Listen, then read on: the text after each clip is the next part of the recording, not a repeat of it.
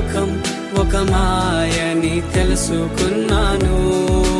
ఏది నా సొంతం కాదనుకున్నాను.